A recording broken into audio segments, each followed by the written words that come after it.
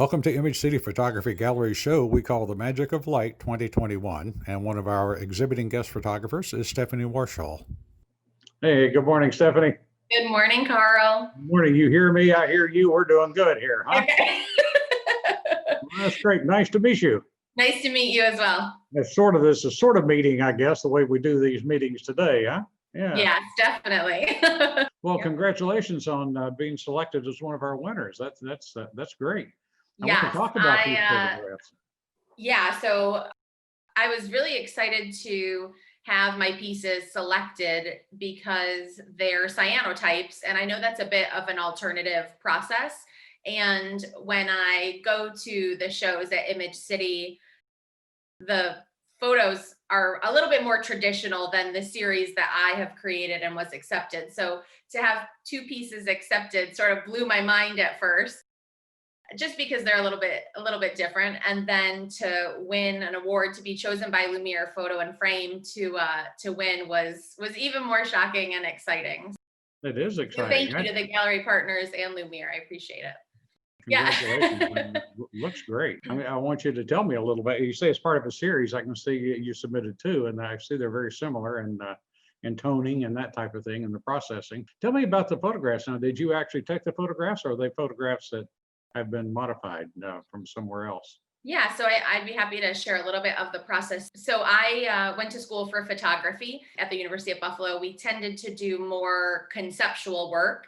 And then I became a portrait studio manager a long time ago and got into more portraits and landscapes and sort of fell out of that sort of fine art photography, or more conceptual photography.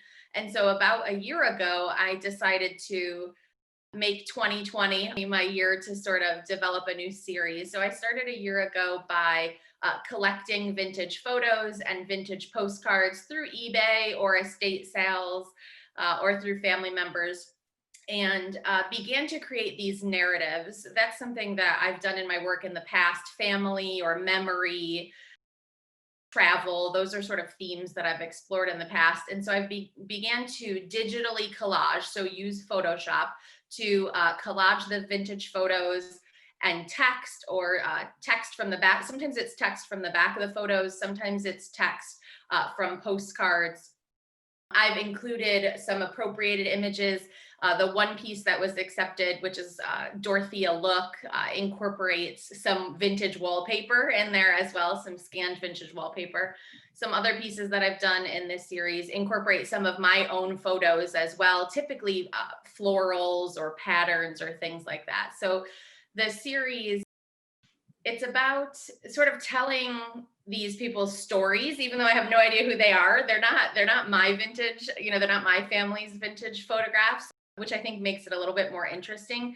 I see the people in the photographs and it starts to make my head wonder, who are they? Where did they live? What did they do? Why did they take this photo? My brain starts to kind of go crazy. And in some cases, there's been some discernible information in the images, which of course with the internet, it's fantastic. You start to get Googling who these people were or where they were.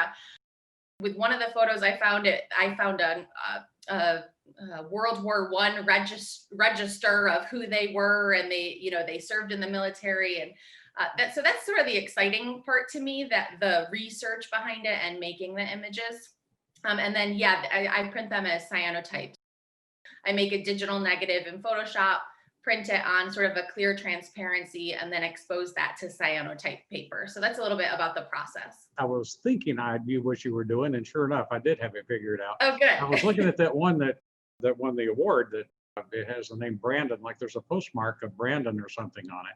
I assume that's like Brandon, Virginia or something like that. I don't know. See, it starts to make you wonder, right? The viewer sort of looks at the text or the image and they start to kind of get the text for me draws me in. I want to get a little closer and try to read the handwriting, and you start to wonder, is it this location, is it here? Exactly. So you did exactly what I was hoping the viewer would do. That's what the viewer should be doing, is trying to figure out what's going on in the image and engaging with it and coming to their own conclusions. So that's great. I was trying to figure out if these were people that you knew, and obviously not in this case. So Yeah. Very interesting process, and it really is a unique idea.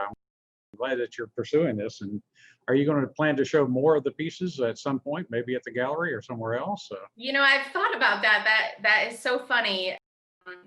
Last year when I started, I made a list in my sketchbook of some different ideas, and a long time ago I got the pricing points of the different ways to exhibit at Image City, and I've always kept that in my sketchbooks. It would be pretty amazing to be able to print, and have a larger body of work. Like I said, 2020 sort of got in the way. I was I was using the community dark rooms to print the cyanotypes, and I was printing. So I'm a teacher. So when I was off last February for break, I started printing a bunch, and then COVID really hit and things shut down. So my goals are still there. It would be fantastic continue to print more from this series. I have some digital negatives made that I haven't printed yet. That would be an amazing opportunity to be able to exhibit them together, maybe in the smaller space at Image City. That would be a pretty big accomplishment. I've never had a solo show, so that would be pretty amazing. Thank you, Stephanie, and I hope visitors will come to the gallery to see your photographs and the other photographs we have on display at 722 University Avenue in Rochester.